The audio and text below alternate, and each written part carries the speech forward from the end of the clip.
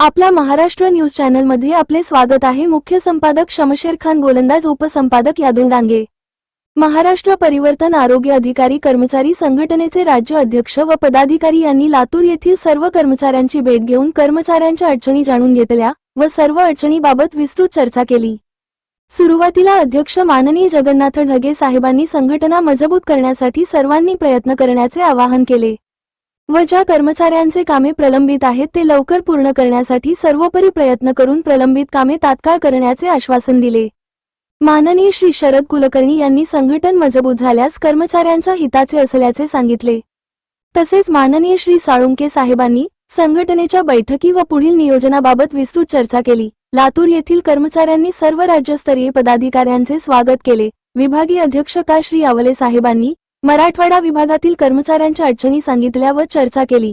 या दरम्यान लातूर संघटनेच्या पदाधिकाऱ्यांची निवड करण्यात आली। महाराष्ट्र परिवर्तन आरोग्य अधिकारी कर्मचारी लातूर नवनिर्वाचित अध्यक्ष म्हणून विपुल भातांबरेकर यांची सर्वानुमते निवड करण्यात आली।